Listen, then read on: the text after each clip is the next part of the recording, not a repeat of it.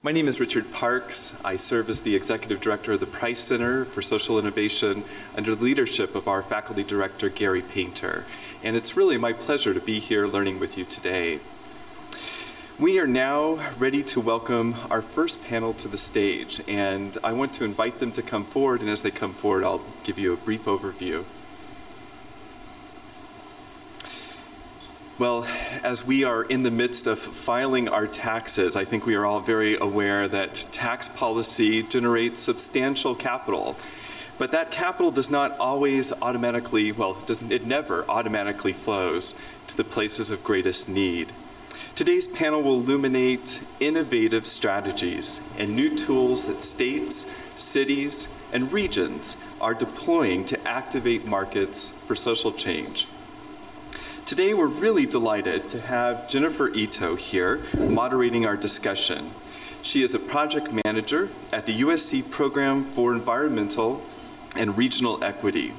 She is the co-author of Getting Real About Reform, Estimating Gains from Changes to California's System of Assessing Commercial Real Estate. The California Assembly Speaker appointed her to serve on the California Commission of the 21st Century Economy in 2009 following the market crash as the state staggered to find its way forward. The commission was tasked with evaluating the state's tax structure and recommending reforms. She currently serves in the California State Comptroller's Council of Economic Advisors, which has examined various tax reform proposals. Joining her on the panel is Conway Collis, who is the president and CEO of GRACE, an organization that fulfills the mission of the Daughters of Charity in service to low-income families and their children. Conway has been in public service for more than 40 years. He has twice been elected to the California State Board of Equalization, California's governing tax and revenue agency.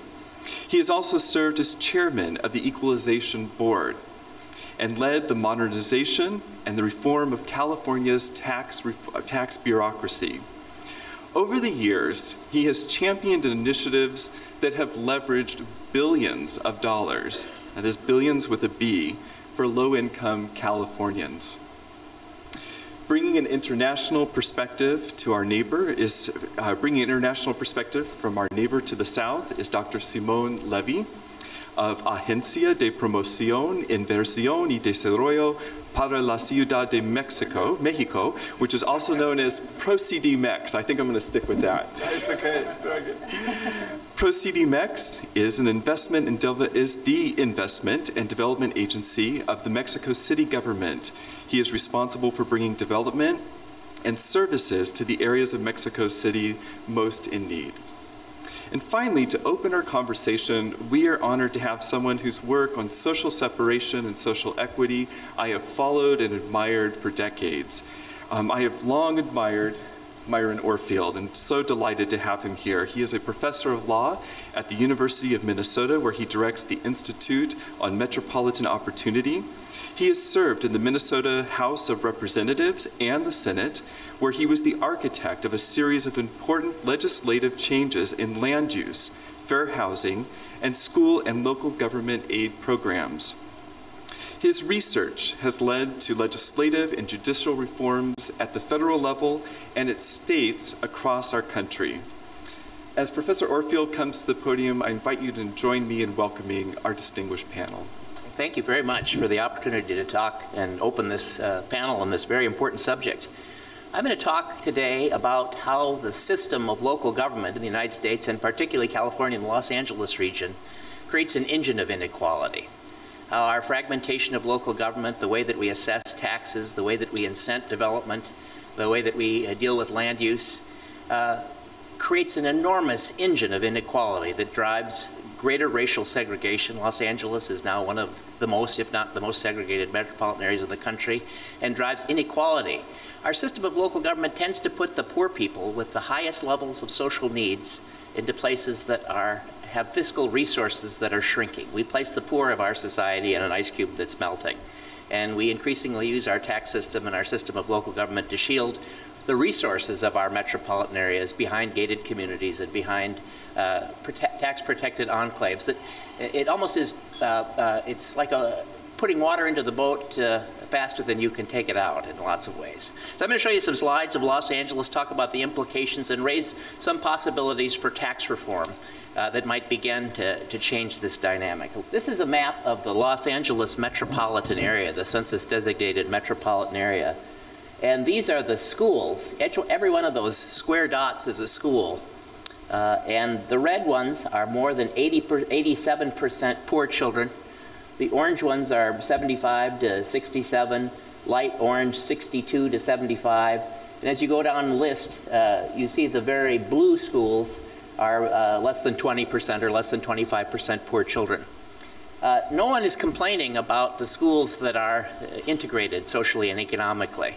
The schools that are becoming overwhelmingly segregated is where we're targeting our attention. And Los Angeles and its system of local government creates very, very racially and socially segregated schools. We know that kids that go to high poverty socioeconomic schools are much more likely to drop out of school, less likely to go to college, much less likely to find a foothold into the economy, no matter who their parents are. This is poverty. This is the percentage of change of elementary students on free and reduced lunch. There are all sorts of interior suburban areas that are changing fast racially and socially.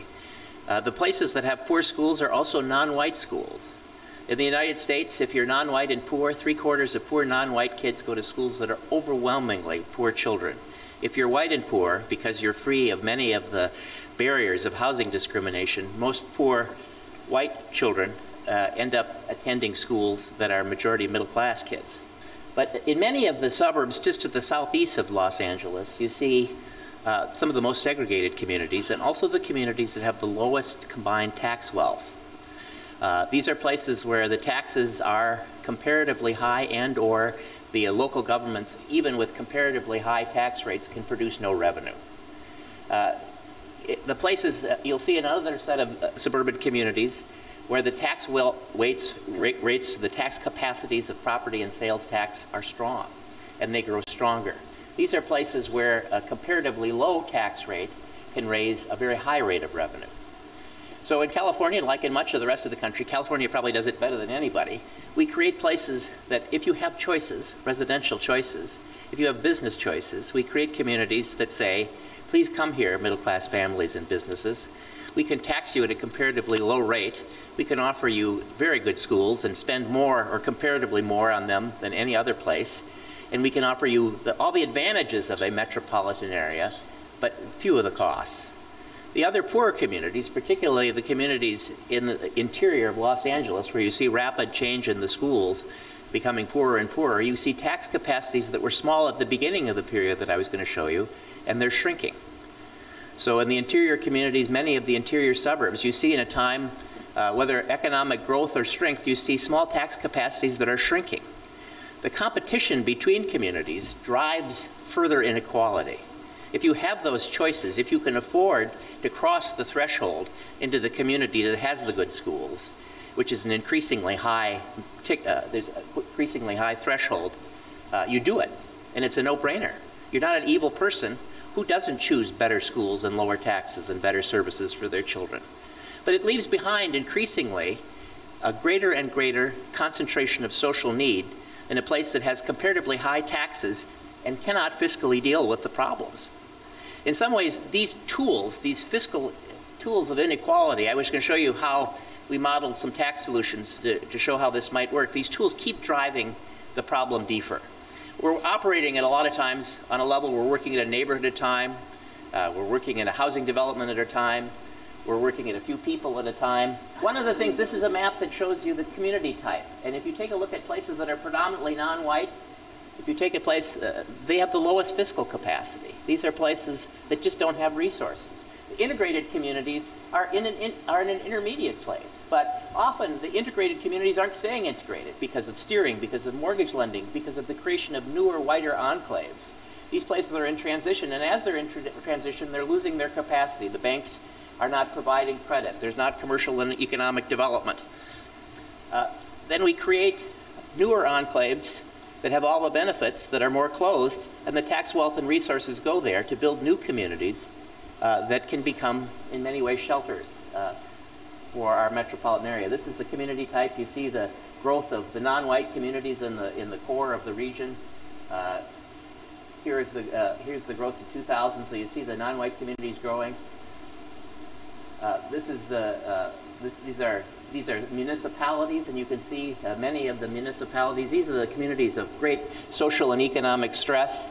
In many ways, in a much more impossible situation than the city of Los Angeles is, in terms of the structure you've created. This is 2000. This is 2009. Jobs and job change. I'm going to look at taxes.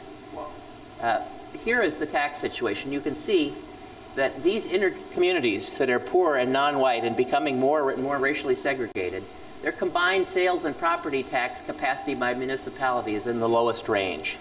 And you can see the outlying communities where the taxes are in the highest range. These communities can produce comparatively wonderful services at comparatively affordable tax rates. These communities at comparatively high tax rates produce inadequate services, even if Bill Gates were running these places, even if the most brilliant economists were. It's a very hard problem.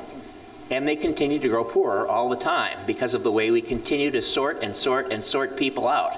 And nowhere is better at sorting people out than California. Let me tell you, in local government law, all of the sorting innovations, all of the privatizations of government, all of the special districts, all of the Lakewood plans, they're all here. There's multiple levels of government that are invisible to most people that drive this separation even further. Now, we took a look at what might happen if you did a tax sharing system. We have a tax sharing system in Minnesota where we share 40% of our commercial and industrial property wealth among 187 municipalities, 7 counties, and 49 school districts. If you were to begin to share part of the growth of your sales and property tax base, sales is the most important in California. That's the most important dynamic source of funding. 72% of the people in Los Angeles would live in municipalities that started to receive better services and lower tax rates. So the dynamic is not just for the poorest communities to begin to change this playing field, but most people would start to see a more stable tax structure. We live in metropolitan areas that are the wealthiest in the world. There's no one that should be having troubles in American metropolitan areas. Each of these metropolitan areas is an engine that can help everyone succeed. There's no reason for this. We create mechanisms to draw us apart. If you begin to modernize your tax system in California, if you begin to look at the big picture, you can start to destroy these underlying dynamics that are putting water into your boat faster than you can take it out. The dynamics of local government in your tax structure and the way that you finance and build things is creating inequality faster than any one city or one foundation or one neighborhood group can begin to deal with this. This is an ocean of structural inequality. Now, places of the country have dealt with this, and they have better results. If you take a look at the schools of metropolitan Louisville that have been integrated racially for 50 years, the results are much better than they are in places that have similar demographics and are segregated. If you look at Wake County, North Carolina, the same thing. On a metropolitan level, they've kept their schools integrated for 50 years, and they have fabulous results. Nobody complains about integrated schools or integrated neighborhoods. It's hard when all of the social and economic needs, all of the most desperate problems are placed in one area where there are no resources. These are problems that become multiple times harder than they should be to solve. Where I'm from, in the Twin Cities, the tax-based sharing system has kept our central cities and our social services strong in poor neighborhoods. Michigan and Wisconsin have done some of these things over the years. But looking at the tax system, looking at fiscal issues, trying to reduce the disparity between cities, thinking about land use planning and saying that all communities should provide affordable housing. We shouldn't just be building it in poor neighborhoods where people already are. We should be building it in white neighborhoods so that people can have access to these wonderful services. We should allow people to move uniformly. We should move toward one nation, you know, the goals of the civil rights movement. Not a black metropolitan sector and a Latino metropolitan sector and a white metropolitan sector, but an American metropolitan sector where everyone can move across these boundaries and everyone enjoys similar services. So the challenge that I put to you today is to think big. Nobody's got more inequality than California. Nobody's got more inequality than Los Angeles. No one's got a system that is designed to create it faster than metropolitan Los Angeles. And you ought to be able to get into the government and start to change these things. If you look at the mechanisms, almost everybody's being hurt. And if you begin to deal with these issues, you start to see how most people can live in places that are benefiting. Not only will it benefit the poorest of the poor to fix your tax system, but it'll benefit a lot of middle-class people who are living in suburbs that are in fiscal transition. So thank you. Good morning, and I'd like to first thank Gary Painter and the Saul Price School of Public Policy for putting this together. It's greatly appreciated and very much needed. I also want to thank Dr. McAfee for presentation on promised neighborhoods, which is the central part and, in fact, the delivery mechanism for the overall proposal that we have put together. I think that something we share on this panel with Professor Orfield, Dr. Levy hasn't spoken yet, but he will, is ways to both increase tax revenues, especially the property tax, and redistribute those revenues. We've approached it from, I think, the other side of the perspective, which is to identify what we see as the most pressing need in California, to look at how do we address that need, and then figure out how we come up with the money to pay for it. Now, we have focused on child poverty in California. So in California, there's 2.4 million children, 2.4 million children in California living under the poverty line. That's the highest number, the highest percentage in the United States of America. Many of you who are my age remember that used to think of the southern states when you think of high child poverty, but in fact it's California. So the question is, how do you address that in a cost-effective way? So we've worked over the last 3 years with Youth Policy Institute, by the way, and with the Stanford Center on Poverty and Inequality to put together a comprehensive approach comprised of those interventions which have proven with longitudinal studies to be effective and cost-effective. And so I think no surprise, those focus on the early interventions. And they're the interventions that Stanford has estimated that if our proposal is put into practice, and it's being proposed as an initiative for the 2018 ballot, will cut poverty in California by 50%. So it starts with the early services, prenatal care, home visiting programs, which have proven to be enormously effective. The problem is they're so underfunded. Just to give you an example, to serve families and children in poverty in California would require an increase in home visiting programs sufficient to serve 450,000 children who are now not served, mothers and children. The cost for that is about $1.5 billion a year.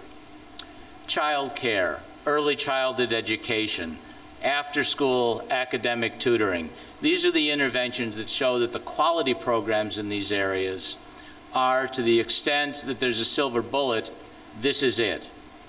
Just to serve children in poverty in California, we're 730,000 spots short to serve those children. The cost to bring that to scale is about $4 billion. We put that together with a subject of one of the future panels today, which is sector-specific job training and hiring tax credits. The delivery mechanism for all of this are the promised neighborhoods and promised zones. Under our proposal, we create 40 of them in California. Based on the federal model, building on the federal model, we create 40 promised zones that are the preferred delivery mechanism in impacted communities, and look forward to working with PolicyLink on that. We also do some later interventions through CalWorks and earned income tax credit to try to bring people to at least 50% of the poverty line. So how do you pay for it? That's the issue. We're going to be on the ballot. We'd get 80% of the vote if we didn't have to pay for it, but we do. So the mechanism that we use is a surcharge on real property in California with assessed value, not market value, assessed value of over $3 million. That comprises 1.3% of the properties in California have assessed value of over $3 million. That is redistributed rather than going through local and county levels. That is redistributed through the state and earmarked for each of the programs and in each of the communities that have high levels of poverty, and it's earmarked to be distributed for each of these programs. And it's interesting that in looking at what's the panels that are going to be addressed today, when we look at the job training program and Promised Neighborhoods, those are specifically part of the proposal. And in terms of financing mechanisms like pay for success or programs, comprehensive community initiatives, even social entrepreneurship. Each of these are ways to finance part of the proposal. And so is philanthropy. But the problem is, if you look at it in terms of the size of the crisis, and this is both a human and a fiscal crisis, the size of the crisis that has to be addressed, this is a war. And there's no way to wage war except for government to become involved and to realize that we've got to come up with the revenues.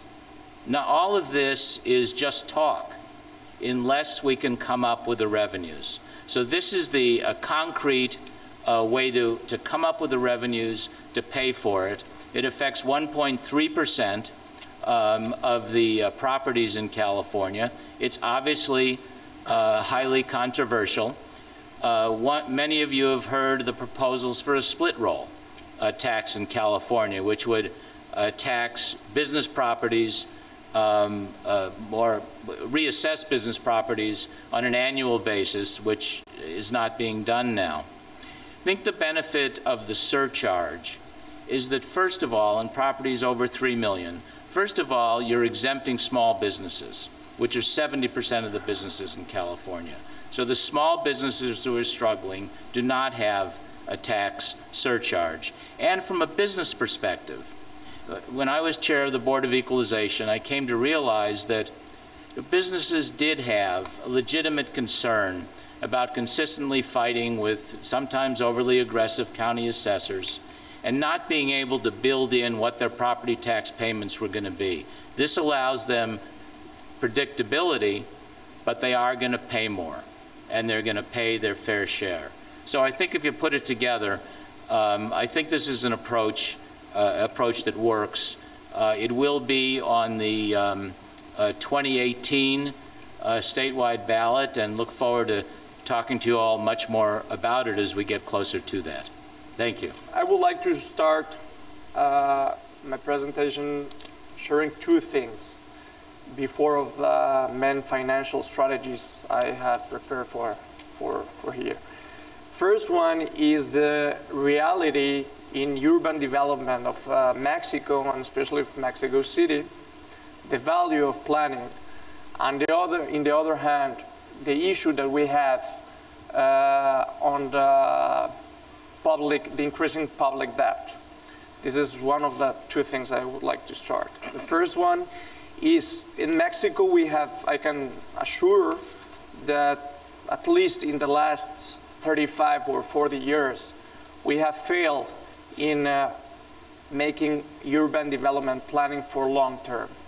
And this is very important issue for different cities and metropolitan areas that every day they grow with no direction and basically without understanding the consequences of environment, the consequences of social behavior, which is one of the most important thing, because every day just to interact between cars, mobility, and interact with people from different areas of cities, that they are coming and they are coming and travel for different areas, it's very complicated. So the first point is we have understood the financial value of planning. And when we understood the financial value of planning, this idea can enhance us just to understand the value of different kind of public assets that we have in the government. An example, the certificate of land, which is one of the most important tools for urban development, and we haven't managed in the best way just to plan among the cities. In the other hand, what we are facing an increasing public debt, and there is a very big lack of public infrastructure and in different areas, especially in the metropolitan areas and outside of, in this case, of Mexico City. So the big problem, like many cities, is people work and live in very far away. So this is one of the most important challenges, that we need to increase public infrastructure to bring people to work and live at the same areas. For that reason, in Mexico City, Mayor Mancera launched 3 years ago what maybe you say promised land, we call special economic and social zones. There are at least 5 very big areas of Mexico City with a very big lack of public infrastructure, lack of public services, and we are bringing different strategies. One I'm going to talk about is the tax incentives, tax strategies, and in the other hand, which is one of my main responsibility, is to bring public-private partnership to enhance and just to develop those special areas. So the first one is on the tax incentives, is the distribution of property tax. And we have is a very important case in Mexico. One of the most richest areas in Mexico City is the Polanco neighborhood. So we have developed, and we changed the urban development plan for a former industrial area, which is Granadas, and we took and we collected the property tax from Polanco neighborhood just to bring and enhance the public infrastructure in that area, which is called now maybe the backyard of Polanco. So we have in this area a very big issue of gentrification, where we are dealing not merely in that area, but maybe in other areas with lack of services as well. But the issue here is we bring a part of the property tax that it's collected from Polanco neighborhood just to develop and increase the public infrastructure in Granadas.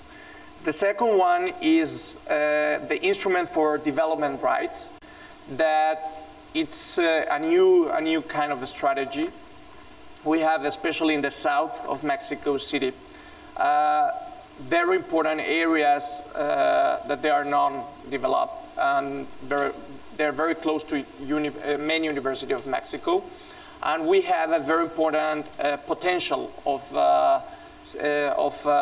building square meters there.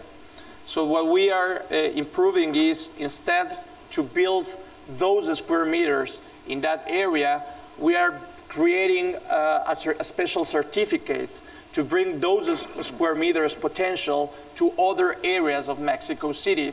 And we collect some kind of investments of the value of those square meters just to improve the public infrastructure and public services on the south of the city. This is the second thought. And the third one is the value increased contribution, where we have developed one of the most famous projects in Mexico City almost in the last 10 years, which is the most expensive areas as well in Polanco, is Masaryk Avenue. So we collect from local people that they live and work there, a special contribution just to pay for this kind of public infrastructure.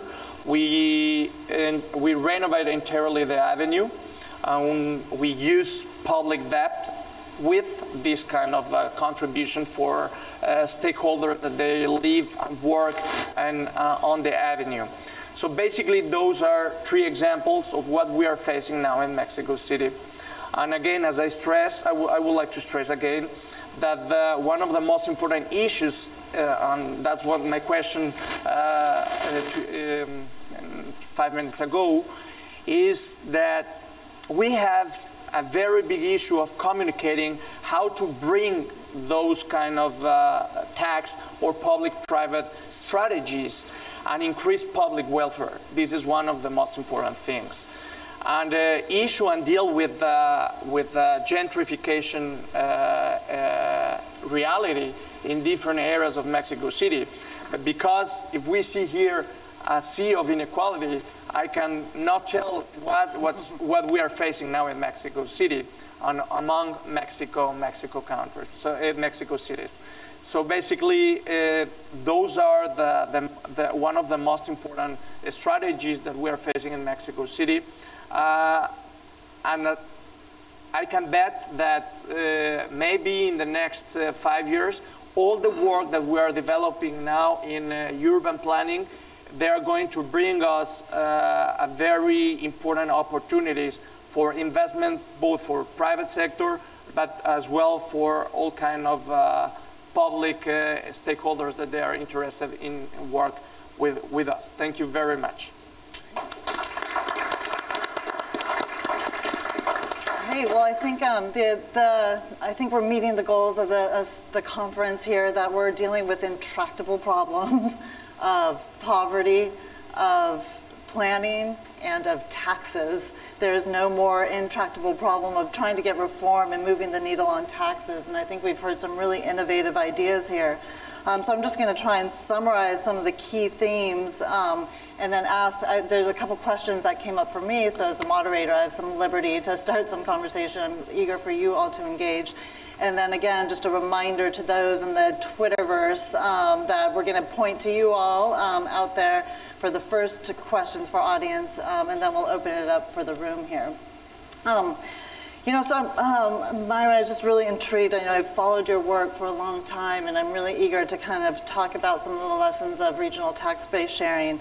I mean, what I heard from you is that I heard very different ideas and very different definitions of what the problems are that we're facing and some of the solutions. And I think these are complex problems, and I think there are elements that we can talk about that are probably applicable in Minnesota, in Los Angeles, California, and definitely in Mexico City. But I think some of the issues that I heard you highlight were around the fragmentation of politics and of the fragmentation of government structures, and how that contributes to segregation by race, by class, that again kind of results in uneven outcomes and uneven access to networks of opportunity. Conway, what I heard from you was that you're grounded in this real you come to this issue from the problems of poverty, from the people that are impacted. And I'm really interested in kind of the approach that you're taking of how we can do a surcharge on the highest value properties. And again, how can we redistribute some of this property tax to the social problems that we have. And I think one of the things, how I actually came into this issue was from a similar perspective in terms of, you know, we're dealing with these problems, you know, whether it's education, healthcare, infrastructure, we're all fighting for the same little piece of the pie. How can we actually grow it? And so that's why I'm interested in some of these regional solutions.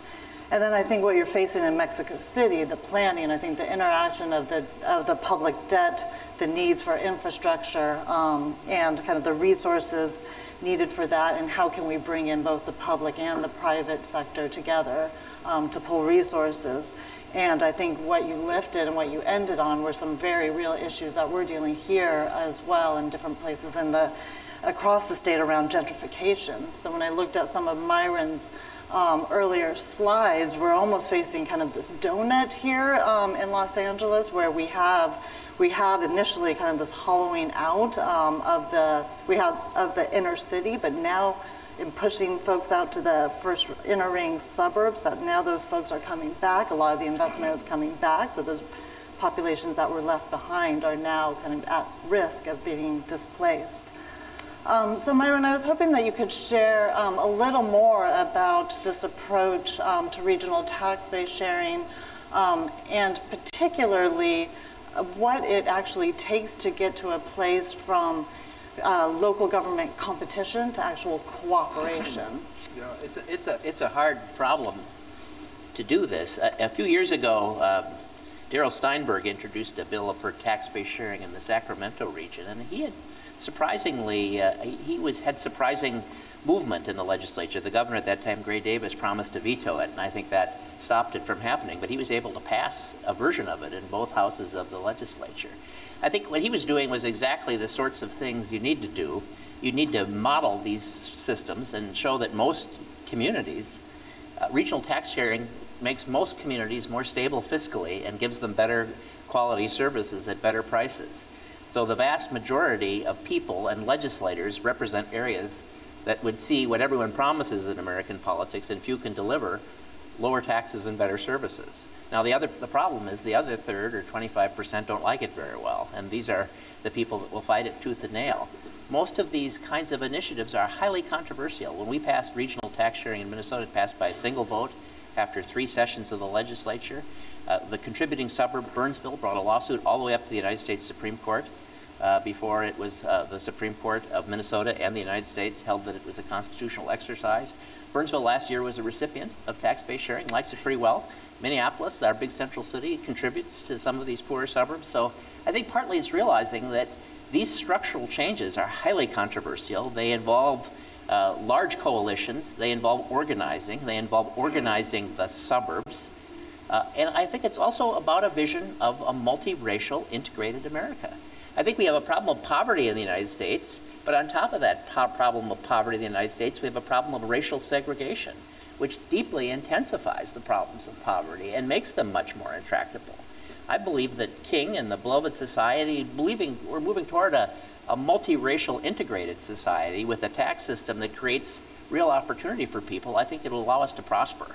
But I think fragmenting into the black sector, the Latino sector, the white sector, thinking one community at a time, spending all our resources dealing with one community at a time while the structure keeps deepening the larger inequality, I think that it can deeply disillusion us. It can overwhelm our best efforts. We can spend our lives doing noble things that get overwhelmed by a structure that's much more powerful than individual efforts can make a difference. Conway, I'd just be interested in kind of how you came to this issue of the surcharge on property tax, and maybe you can share. I mean, I think the big elephant in the room is around Prop 13 here in Los Angeles, and I think we can trace a lot of these problems in the fiscalization of land use, our over-reliance on sales tax, and some of the inequities we see in the current property tax system here in California for Prop 13. So I'd love to hear more about kind of where how you came to this thinking about the strategy. Great, and by the way, Darrell actually drafted the sector-specific job training part of our proposal. You know, Jennifer, one thing is you used the word intractable, and as massive a problem as poverty is and child poverty is in California, it's actually not intractable. The reality is, and the frustration is, that we do know what to do about it. This is not a mystery. There are proven programs over 20 years. And the other part of it, in terms of how you pay for it, is we have the resources. So we know what to do, we have the resources, and what does it say about us if we don't do it? So what we have to do is overcome, I think, first of all, a fear about amending Prop 13, which is considered the third rail of California politics, and realize that there are ways to reform Prop 13 that do not impact middle-class Californians at all. It doesn't cost them anything. It's a charge against the wealthiest property owners in California that simply means that folks and businesses are paying their fair share. And so it's a structure that I think works. So specifically, the surcharge is 0.3% on properties with assessed value between $3 and $5 million. And it's only the portion of them, by the way, over $3 million. It's 0.6% for properties between 5 and 10 million, and 0.8% for properties over 10 million. So the reality is that for the properties at the lower range of 3 to 5 million, it's really minimal. The property tax right now on a piece of property with assessed value of 4 million is $45,600 a year, $45,600 a year. This would be an additional surcharge on top of that of $3,000 a year, of which, of course, the federal government will pay 40%. So it's an actual charge of about $1,700 a year. Where it does get to be more substantial are the properties that are over 10 million. So when you've got the oil companies, some insurance companies have major pieces of property, some major developments in California, but it's such a small portion. And what we found from at least some of those folks is that as long as it's predictable and they're not fighting with an assessor every year and not knowing how much their property tax is going to be, they can live with it. So look, there's no easy way to come up with, the cost is $7 billion a year, $7.3 billion a year specifically, that you need to come up with to actually address the problem of child poverty in California. But what do we get for that? Well, what we get is a 2-to-1 return. We get a 2-to-1 return on that $7 billion a year in terms of reduced delinquency, reduced incarceration, reduced income supports, and increased tax revenues from people that are now at much closer to what ought to be their earning capacity and thus paying taxes. That's the Urban Institute's analysis, that this would actually be a 2-to-1 return every year. So again, I think the question is, how do we not do it? If I can just add one other thing. I was joking with a friend of mine. There's a little press conference across campus today announcing the new athletic director, Lynn Swan, for SC. What do you think gets more press coverage, that press conference or what we're doing today? Probably the only way we could match that is we'd have to streak across the press conference holding signs for tax reform. My point is that that's our fault.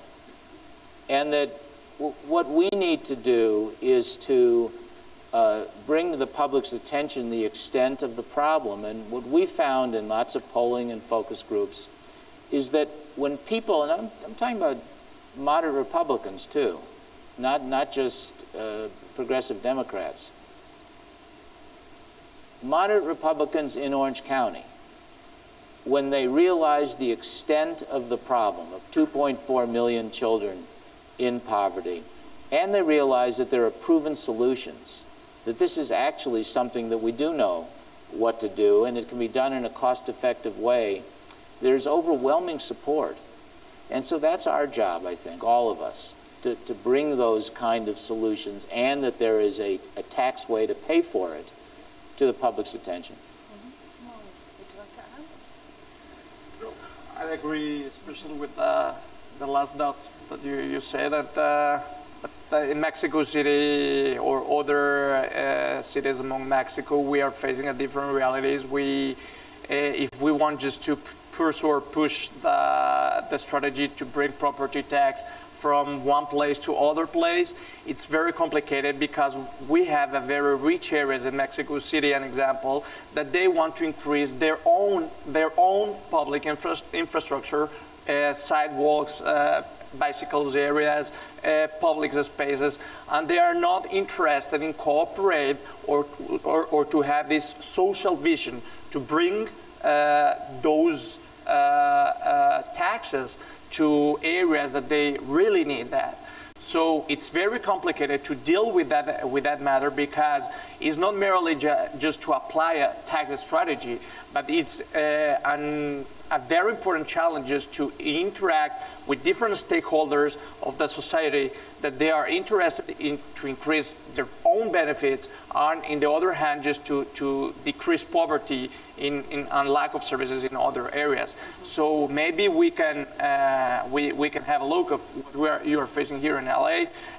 We are almost maybe one of the most biggest cities around the world, maybe Shanghai or Beijing. But Mexico City is very well known about the sizing of the area. So this is one of the different realities that we are facing with. I mean, I think everyone's bringing up these themes of redistribution, and Myron, you started talking about kind of the organizing, the politics that's needed. I mean, I think one of the problems is that we don't have the power in some of these areas to really be able to shift. I wonder if there's. Yeah, I think that's really important. I mean, if you take a look at this map, and these are the blue areas are the areas that would gain, would have a more stable fiscal situation. I mean, a lot of times our organizing presence is very central city specific, or a few poor places. And these are places where probably the votes to do these things already exist. The problem is thinking about all those blue places. And what you're doing is coming to visit local government officials who no one goes to visit. They sit by themselves and they sink most days. They have bigger problems. They have lower intake of tax resources. They have more poor people. They have older infrastructure. And what you do is you need to go out and visit all these people and say, we'd like to work together with you so that you can solve your problems. Now, you don't know them. They don't know you. And in politics, I used to be in politics, you have to get to know people, and you have to decide that you can talk to each other. And at first, they're not going to want to talk to you until they trust you and they know you, and you need to build a relationship with them. But basically, you have a problem here where we need to organize 75% of the people that have 3/4 of all the votes in the legislature to do something in their own self-interest. That doesn't mean they're going to do it easily. It doesn't mean they're going to understand. It doesn't mean that there's going to be not very clever people that are throwing hundreds and hundreds of roadblocks in your way. But no one goes to see them. They don't dislike you any more than they dislike the other people. They dislike everybody, probably. Everyone dislikes everyone. And California has one of the most dysfunctional systems of taxation I've ever seen in the United States. It's so complicated. It's so dysfunctional. There's so little trust among the local units of government that's going to be a job. But I don't think you have an alternative, really. I mean, I think that all these things that we're talking about today are fabulous, but if you keep allowing this engine of inequality to build, you're only accomplishing palliative things. You know, my father died of cancer, and they gave him morphine and so forth when he was in his last stages, and this was wonderful for him. But he died. And I mean, I think that you have to start to think about the whole structure, and it's not easy, but unless you start to deal with this fundamental engine of inequality, you're dealing with palliative solutions. I wonder if we can go to the Twitterverse. I'm part of the 1% that is not on social media, so I'm hoping that maybe somebody. Yes. Yeah, so we do have one question. What are the size characteristics for exempting small businesses from taxes? Is this part of the, I'm assuming this is for comment. I think that's a benefit of the surcharge approach as opposed to a split roll. It's whether the assessed value of the property they're on is assessed at over $3 million or not. And that would exempt almost all of the small businesses in California. Even if it's owned by somebody else, there wouldn't be any pass-through because there wouldn't be any surcharge as a result of that property. I should add, by the way, that almost all multi-unit resident apartments are also effectively exempted, because although a multi-unit apartment building could obviously be overall it assessed at over $3 million, the test for a multi-unit building is whether the individual units are appraised at over $2 million each, which again exempts most apartments in California. Any other questions? Questions from the audience, the live audience? Yes, right here. I think somebody's coming with the microphone for you. Thank you very much for the panel. My name is Martin Smoker from the Lincoln Institute. It's just for the Mexican question. I know that the federal district is now being upgraded into a state in Mexico, and so you have a unique opportunity to redraw your constitution. And I wonder if any of these issues regarding building rights are going to be included. Are you making any efforts in that respect? Because the TDR scheme that you're trying to use still is a very, very modest one, I would say, right? And to some extent would simply enhance the differences inside of the city itself. So it's not actually promoting more equality in the city. It's enhancing the gentrification in some areas like Granada, for instance, right? I just wonder if you can comment on that. Thank you. Yeah, we are facing one of the most important constitutional reforms in Mexico City. We're going to be like, it's not like a state actually, but it's Mexico City, not anymore a federal district. But one of the most important things that they are not in this reform is the financial independence of the federal government. We will still need from, and we will depend from the federal government on economic and financial, and specifically for public debt. This is one of the most important issues. That's why we are facing different kind of strategies, not depend merely from public debt or public budget. One of the issues that we are facing now is bringing public-private partnership, and our public-private law, or let's say public-private rules in Mexico City, they are much more evolved than the Mexico as a country. The issue here is Mexico City, maybe you know that, is from different perspectives, and from at least 18 years, we have experiencing a leftist government. So it's very complicated just to bring this kind of different strategies to bring private stakeholders with this kind of with an overview of a social overview that we are facing now in Mexico City. Definitely, what you already said, this is one of the most important challenges. But the issue here is to understand, and I'm stressing it now again, on the urban development importance. If we understand that urban development is a psychology of public space, we need to understand that the urban development as well brings a lot of opportunities, what you already talked about, just to understand that it's not merely a financial matter, but social behavior, and the social behavior to interact with cars, to interact with public transportation, and one of the most important things that we are facing now with environment matters, environment issues in Mexico City, those are the most important things to understand why we need to go on urban development. Hi, Fred Silva with California Forward and the California Economic Summit, and a question for Professor Orfield. The analysis that you've done with respect to tax-based sharing, I had a quick question just on the technical side. Are you looking at per capita assessed value or assessed value per household, or are you looking for actual tax yield that occurs to that community? We look at equalized assessed value per household. So we try to make sure that the assessments have been equalized so that they're compared. And I think that in California, the most important thing, because your property tax system is so limited, is the sales tax. I mean, the sales tax is where you really gain the benefits of sharing here, which is, in the Twin Cities where I'm from, property tax is very meaningful for local governments. It isn't as meaningful here. Yeah, but part of our problem is most of the property tax is produced in central cities. They get most of it. Mm-hmm. And the suburban cities get a very small share of it because most of it goes to the schools. So when we look at this dynamic of tax-based sharing, we have to look at what the yield is. Well, something similar happens with the sales tax. Yeah. Our central cities have a larger yield from the sales tax than do suburban cities. And I think this is important to realize is when you're talking about tax-based sharing, you're talking about all jurisdictions of local government. You're not sharing just among cities. you're sharing simultaneously among cities, counties, school districts, and special districts.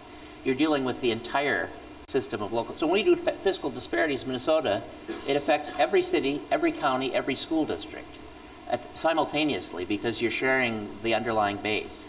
And that's important because, I mean, if you take a look at Orange County and all the new municipalities that have gone up there, they've created all sorts of tax havens and created the ability to fund certain services.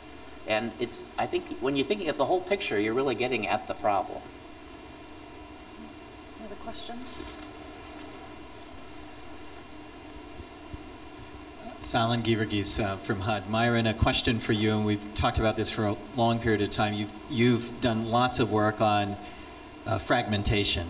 And so the question is, maybe an unfair question is, do we have to believe or trust that government can work in order to do what you propose? Yeah, yes. I mean, I think the answer is yes. And I mean, this is a bigger problem here than anywhere, perhaps. I mean, 10 years ago, I worked with Representative Steinberg on all this and met all these local government officials. I've never seen such hostility among local government and such deep distrust of the government, partly because funds had been given and taken away so many times. This is a big problem. But on the other hand, people are at some level rational. And at some level, these systems are not benefiting them.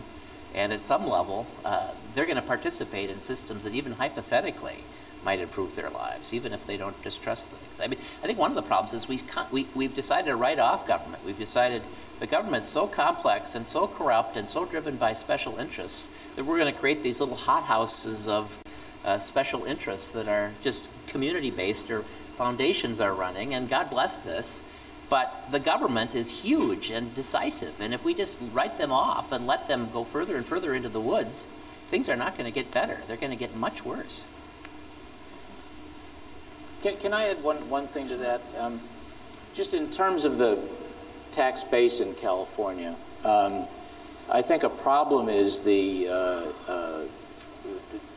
put more pressure on the sales tax system, I think is very problematical, because the sales tax is not a progressive tax and does have an unequal impact. And it's one of the reasons after Prop 13, which was the sea change in California and took pressure off the property tax, I think it's important that we move back to the property tax, which is a more equitable way, I think, of sharing tax burden, as is obviously the income tax. The problem is that to come up with the amount of money necessary to really address crucial problems, the property tax is the only place where you can make increases without impacting unfairly middle-class Californians.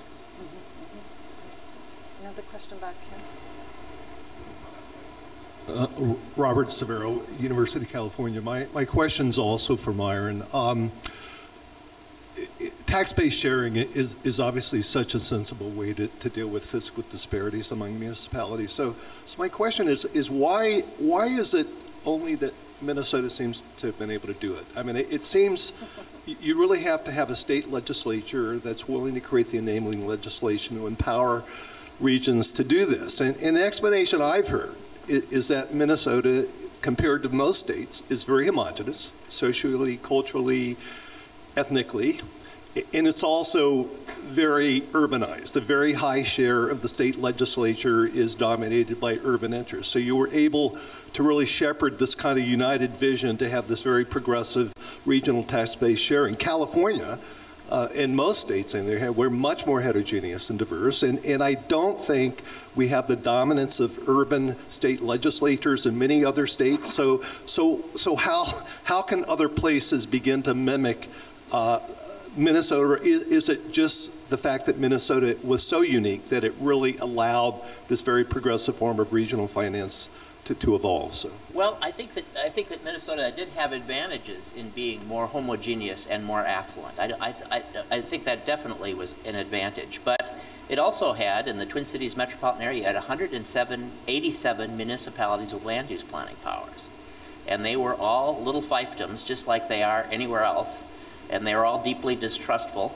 Our inner suburbs are now quite racially diverse. They're not as diverse as Los Angeles is, but I mean, many of the inner suburbs, we have 2 or 3 inner suburbs that are majority black, and we have several that are becoming majority Latino, and they are obviously part of this coalition. But race, I think, race and segregation and all these things make these problems much harder.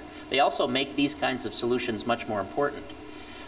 I think that other places in the country, I mean, Louisville consolidated its city with all of its suburbs in 2001. Nashville, Knoxville, all these places in the border state South did these huge things. Indianapolis, these were enormously difficult things like tax sharing. I think people do good things. You know, New Jersey has equalized its school finance system with under Governor Corzine. You passed a pretty substantial climate change bill. I know it's hard to, I don't know what's happening with it. I know it's administratively complicated, but that was a big lift. I think things can happen, but they don't happen unless you have a vision and you have an outline. Now, I mean, one of the nice things in the Twin Cities, when we passed taxpayer sharing, 62% of the people lived in municipalities that got lower taxes and better services. You've got 72 in Los Angeles. That's more people, and what you're basically asking those legislators in those cities to do, how would you like to support something that gives you lower taxes and better services over time? So I have a question. There's a recent LA article, LA Times article on Prop 47. So we recently passed that. There's a lot of savings from incarceration rates. And so there's actually a recent audit on that, finding that a lot of those savings were sucked up by the government, and we don't have the systems in place to track accountability of where those savings were supposed to go, which was drug programs and recidivism programs as well. So my question is, once we grow the pie, how do we hold government accountable to make sure that a lot of this tax base and the savings are going towards welfare programs and social programs? That's really not only an important question programmatically, but it's actually crucial to the public. And what the public is looking for is data and accountability. And that's something that for the better programs, actually Myron has mentioned Darrell Steinberg, and he's come up a couple times. Darrell is actually driven, when he was Senate Pro Tem, actually really drove that there had to be accountability in the programs, and if they didn't show that they were meeting the projected measures, they lost funding. And one of the things in the promised neighborhoods and promised zones that's been discussed is that I think there are 37 measures, as I recall. I may have the number wrong. 37 measures that have to be tracked to show whether the programs are meeting their goals and whether funds are being distributed as they should, or they lose funding. So I think that that's become a critical focus and is an important part of a lot of programs. There's going to be a panel on pay for success or social impact bonds. And that's obviously, I mean, they're very small now, and, you know, but can be part of a lot of things. And that's one of the things that they require is that they show if you've met the outcomes or you don't get paid. I really appreciate both the very concrete proposals and the demonstrated evidence that shows that these things can be done, and we can work to achieve those things. Thank you again for a tremendous way to start the conference.